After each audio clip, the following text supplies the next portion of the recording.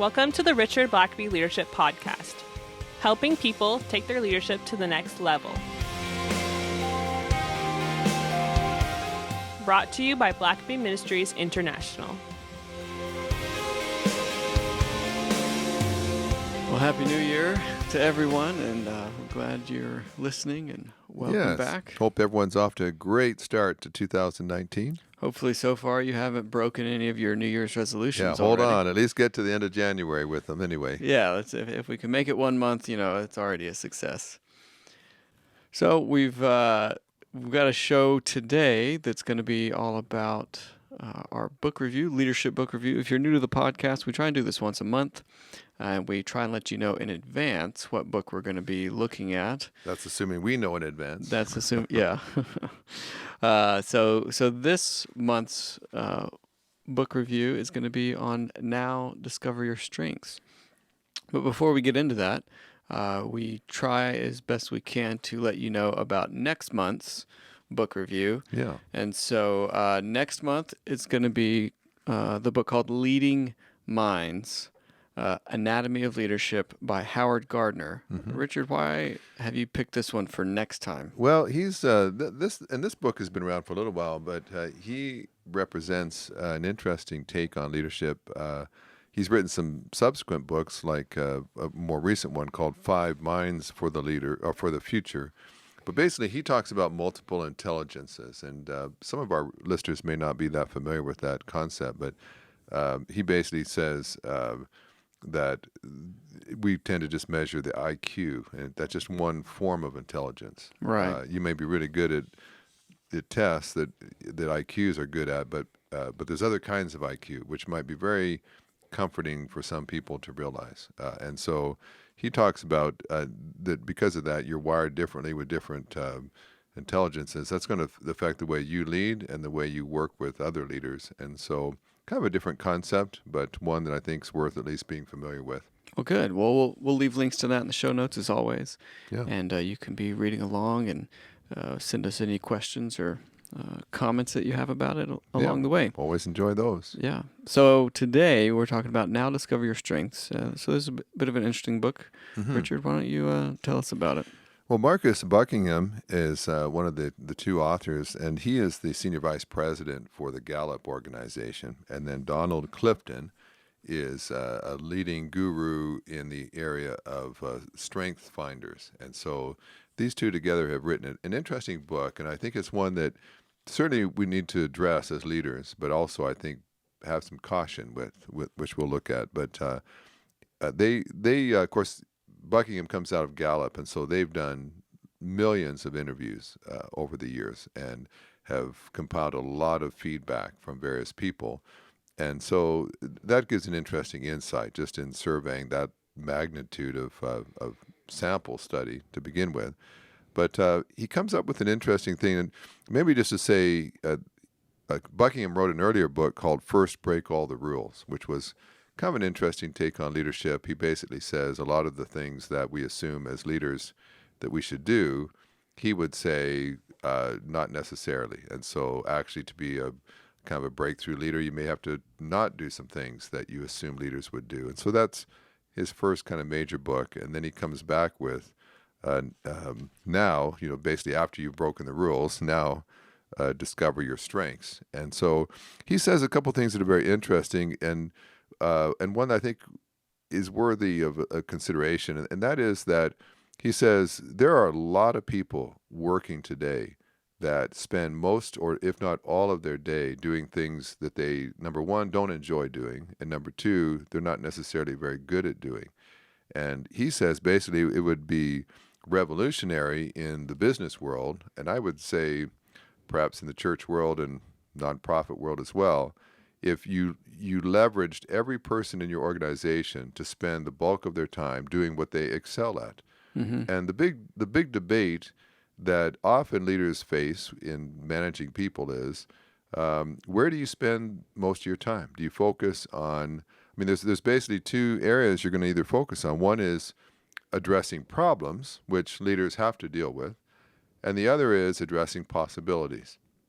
If you find that all you're doing is constantly addressing problems, then you're probably not going to be the breakthrough, record-setting, breaking organization, because simply solving problems does not necessarily give you a bright future. It just perhaps saves you from the brink of destruction. And I think a lot of individuals wrestle with that. They may not be good at a couple of things.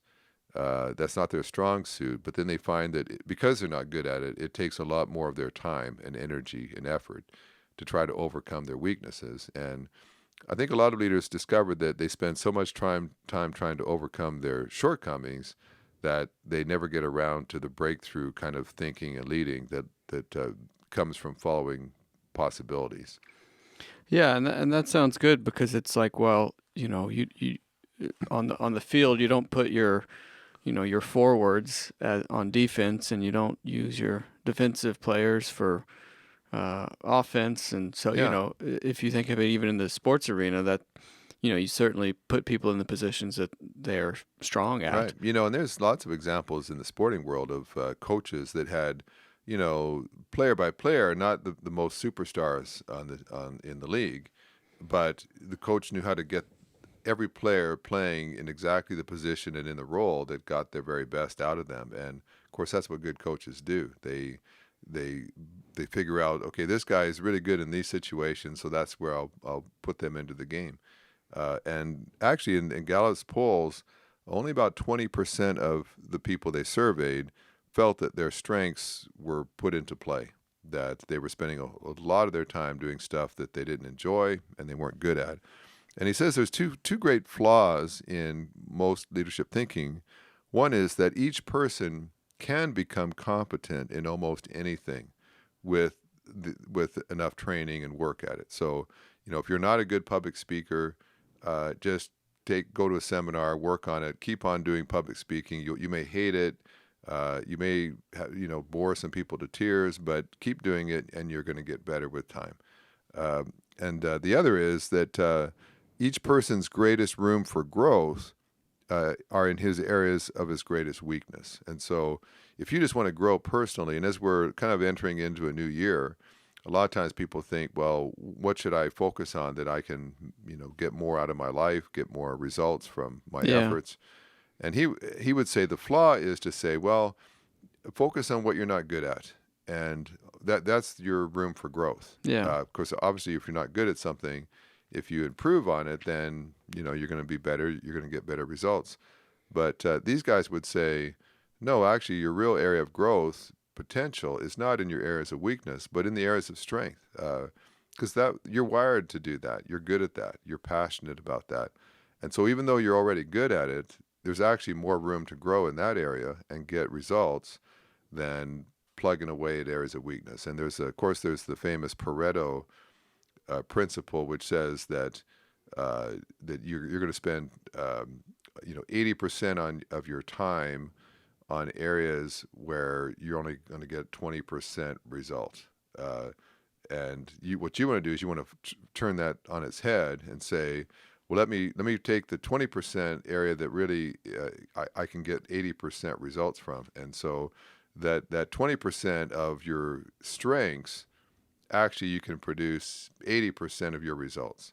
But we tend to end up focusing 80% of our time on the area, maybe 20, where we're only getting 20% return. So Gallup would say, Buckingham would say, so look in the areas of your strength and focus on that, and release yourself from banging your head against a wall in areas that you're just never going to be good at. Yeah. Oh, well, and that sounds really good too, because it's like, well, you go where you're talented, where you have some natural ability, and just work on making that all the better.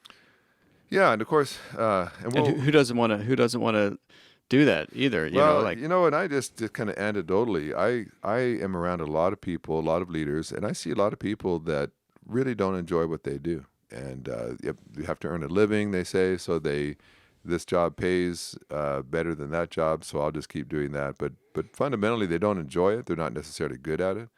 And when you're not good at something, you have to work a lot harder to get the same results someone else who's good at it would not have to work nearly as hard. Well, and I wonder if some of that is also sort of the old American dream, which is work really hard so that you can retire with a lot of money and do whatever you want to. So work is not necessarily seen as something that is fun or engaging per se. Yeah. But it's something you do to provide for your family Yeah. and retirement. It's which almost is like a life sentence. You just have to keep, it's not supposed to be fun or enjoyable. Work is supposed to be work. So, you're not surprised when it is. But that's why I think he says this could be so revolutionary. If you actually really took time to understand what it is that you're wired to do, that you do well, that you do naturally, that you have talents in, and then leveraging all of that so that you get the most results from your efforts. And certainly for organizations, there's a lot of bad management out there that grossly underutilizes talents that are there. I'll tell you, churches are the worst at that. They have pews filled with people who have all kinds of problem-solving abilities and so on, and then we put them in jobs where we don't even utilize that. Here, pass an offering plate, but here's a guy who solves problems for a huge company, week after week, but churches don't leverage all those skills and abilities, and instead we put them in mindless kind of jobs that robs the church, robs the organization of all kinds of benefits. So I think from a leadership perspective, he would say, get to know your people and then place them in positions where they're going to enjoy what they do. And of course, when you enjoy what you do it better. You do it longer. I mean, you're all wholly engaged. And of course, the second part of this book, Clifton kind of comes in and offers to identify the various strengths that they've identified.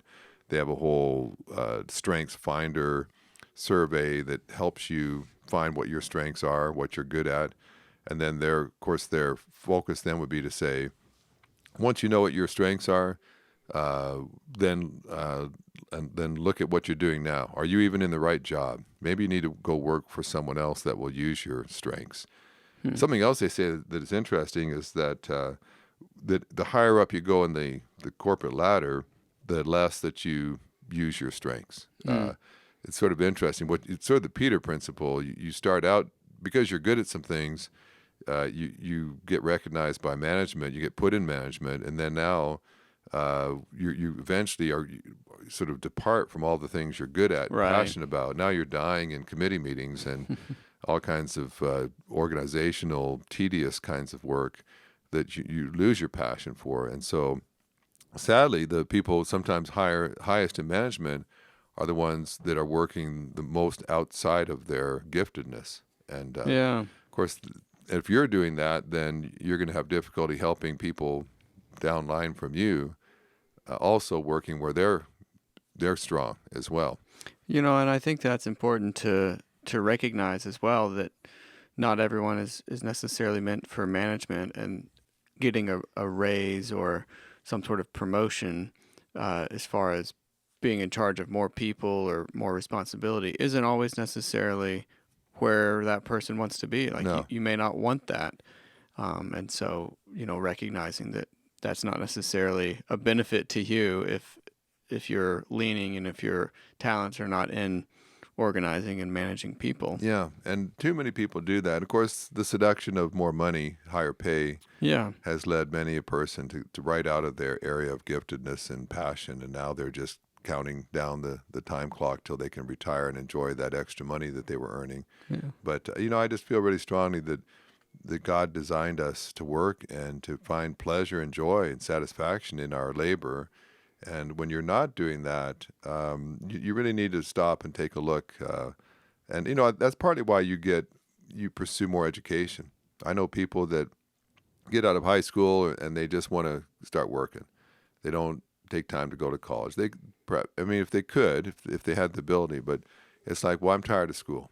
Well, that's all right. And for the first couple of years, making money and getting that car, whatever else you want to purchase, is great. But the reason you get an education is it gives you more options. And, options are important when you're trying to find the job that ties right into your passion, your gifts. And So sometimes it's worth taking a little bit extra time to get more credentials, qualifications, education, because you spend a lot of time at work.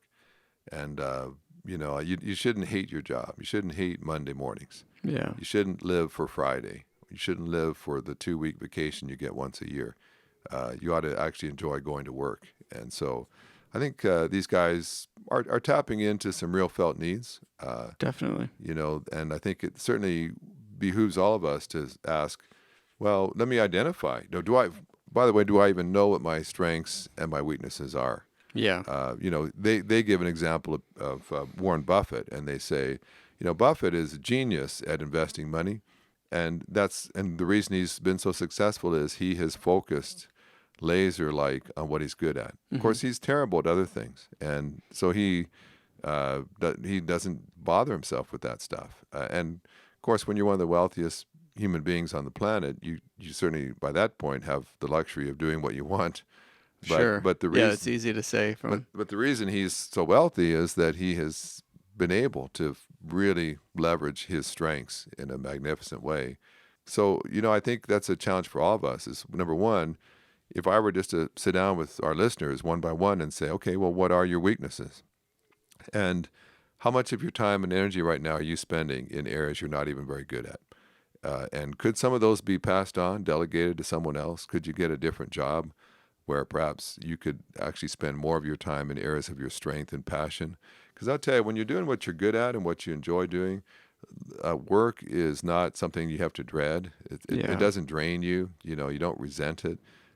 You actually have to kind of sometimes make yourself go home at the end of the day because you're engaged and excited and passionate about what you're investing your life in. And certainly for our listeners, that would be the dream is really truly to enjoy what you do and to do it well. I think when you do your work well, you bring glory to God. Yeah. And you go home at the end of the day or at the end of the year and you really feel good about the way you invested that year of your life. Well, good. Well, let's take a quick break here. And when we come back, we'll dive a little deeper into now discover your strengths. Once a quarter, Richard Blackaby gives a conference call devotional for marketplace leaders in partnership with Workforce Ministries. The next call will be held on Wednesday, January 9th from 7:30 to 8:15 a.m. Visit workforceministries.org for the phone number and access code. Links will also be in the show notes. Well, now that we all want to work in a way that makes us happy, that plays to our strengths, our talents, our abilities, we're all fired up now to go do that, which we love. What possible pitfalls or dangers do you see in just going, full bore for your strength and just managing away your weaknesses? Well, great question, Sam. I think, in part, when the way that material has been presented, you think, well, that's a no-brainer. Yeah, it's common sense, right? Just do what you're good at. But, of course, there's usually an opposing view. And I think when you do leadership studies, it's really good to read and study both sides of the aisle. And there's an interesting book written or edited by Robert B. Kaiser. It's called The Perils of Accentuating the Positive. And that's sort of interesting. Sounds quite the opposite of discovering your strengths. And if you look around enough when studying leadership, you'll find all these popular books that have had an influence usually have a rebuttal. And, the truth usually probably lies somewhere in the middle. Mm-hmm. But Kaiser says, or in the writers that submit to this, they're mostly a little bit more scholarly. They're academic studies, articles written. But let me just kind of highlight a couple of things that are said in that book. One is, they said, when practiced with a single-minded focus, the strengths approach can become an exercise in self-indulgence. It emphasizes what comes easy for managers and what we enjoy doing. And they go on to say it's a case of putting the needs of the individual above the needs of the organization. And so, of course, what they'll go on to say is, you can't always just do what you enjoy. And, I mean, that, of course, appeals to our sort of selfish desire to I just want to enjoy, have fun at my work. I don't want to do stuff that's hard. I don't want to do stuff I don't like. And, of course, in most organizations, there's always some things someone's got to do that they won't necessarily enjoy. And what they'll say is it can lead to a lot lopsided leaders. Yeah. Because leaders, if all they ever, of course, we're always drawn to do the stuff we like the most. And so on a typical day, if you've got a list of things to do, what are you going to do first? All the stuff you like. Yeah. What are you going to leave to the end, or maybe run out of time to do? All the stuff you don't like doing that are hard for you. And so over time, you end up becoming lopsided. They'll talk about a dark side. They talk about how the fact that many CEOs and top leaders will fall. They'll fail either morally or ethically, or they'll just get fired. They'll get so far out on a limb of their giftedness that they'll end up experiencing catastrophe. And these people would say, sometimes if you neglect your weaknesses, they become a pitfall. You'll end up becoming derailed. You become so lopsided. And some of these companies that were, of course, famous for making huge amounts of money, but they neglected good accounting. They neglected a lot of other principles. It's accounting is just not my strength. Yeah, it's like, I'm really good at making money. I'm really good at possibilities and investments, but all that tedious stuff, they neglected to their peril and to the peril of the organization. But Peter Drucker says kind of an interesting thing. He says, most people think that they know what they're good at. They are usually wrong. Now, of course, Gallup and the organization and the Buckingham and so on, Clifton would say, well, that's why we've devised these strengths finders, so you can do that. From a Christian perspective, I would also say that Jesus had something to say about this. He said, where you're strong, that's where you're actually weak. But where you're weak, that's where you'll experience the strength of God. And so I think from a secular perspective, certainly saying go with your strengths makes sense. And I think certainly even in the church and in the Christian world, you ought to know your strengths and you ought to know what you're good at. I know people that want to sign up, for instance, well, they like giving talks in public, but they're not really good at it. They don't get fruit from that. And maybe they need to not necessarily be volunteering for some of those things, or they need to take classes and improve on it. I don't think it's wrong necessarily to try to address weaknesses. You're never going to be strong necessarily at your weaknesses, but they don't have to be such a detriment to your leadership if you'll give them some attention.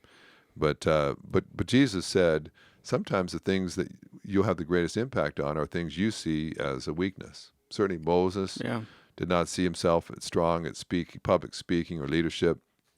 But that's actually what he ended up doing spectacularly. Gideon did not see himself as a leader, but he ended up delivering his people from oppression. So, biblically, oftentimes God gets the most glory in our weakness. So certainly when God is leading you to do something, don't just write it off if God is the one initiating some things in your life, because that may actually be the area that you'll bring the most glory to him and surprise yourself and everyone else. And also I think, sometimes we just have to be willing to pay the price and do things that need to get done. Minimize that if you can. Like, don't just allow it to become a black hole of your time and energy where you're spending so much time on your weakness that you don't have time for the possibilities. But I think you ought to know your strengths. You ought to know your weaknesses. One of the quotes is, if knowledge is power, then self-knowledge is superpower. And I think that is true, that leaders really need to know themselves very well. A lot of leaders don't. They overestimate their strengths. They underestimate their weaknesses. I think you should know yourself well, and then be very wary of your weaknesses. Be careful you don't get put in a spot where your weakness can bring you down. And at the same time, don't necessarily just fixate on your weaknesses or your strengths to the point that you're not open to what God wants you to do. Yeah, I think it's really interesting as well, because you and I have been studying 2 Timothy and 1 Timothy before that, but it's really interesting because Paul's looking at Timothy, who's a great number 2 guy, like he's a great support staff, and he's being asked to become the number 1 guy. Yeah. As Paul is nearing the end of his time, and he's sort of encouraging Timothy to say, I know this is not your natural leaning to be the number 1, but you got to step up and do that. And I think sometimes that is what's required, but if at all possible, clearly go with your strengths. Yeah, and I think, too, sometimes I think God just knows we need an area of weakness for humility's sake. When the only thing you ever do is what you're good at and praised for and successful at, it certainly can lead to a loss of humility and to greater pride. So, I think sometimes at least keeping a flaw out there, I think New Year's resolutions sometimes are an acknowledgement. I still have some areas I'm not very good at. I'm not good at everything. Yeah. There's an interesting quote. It says jammed pipelines are often filled with managers who can't let go of behaviors that made them successful at lower leadership levels. And as you go up, if you were good at something, you want to just keep beating that drum because you want more success, you want more praise. But now you're in a different level. You've got to grow in other areas. You have to have different skills.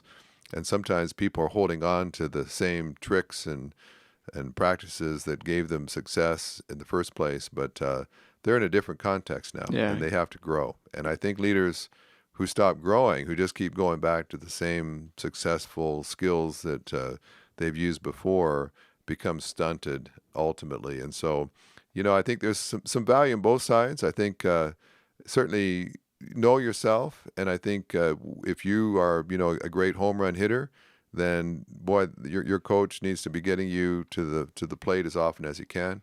If your forte is more defense, then you're going to be positioned there to do the most you can there. But at the same time, also don't give up on your weaknesses. Don't shrug your shoulders and just say, I guess I'm always going to be bad at this. There's so many different resources out there to help you address almost any area of weakness that maybe you don't want to just sink all your time into that, because then you won't be getting the fruit you need to in other areas.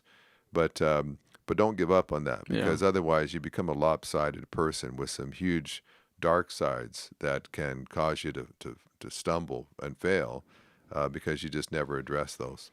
Well, great. Well, this has been a fascinating book review, and it's a really interesting book, and I think it's very helpful in a lot of ways, but all, as always, with a grain of salt. Each of these. So, well, thanks again. All right. Thanks for listening to the podcast. If this is something you enjoyed, review us on Apple Podcasts, and don't forget to subscribe and share with your friends. If you have questions or comments, please email us at podcast@blackaby.org.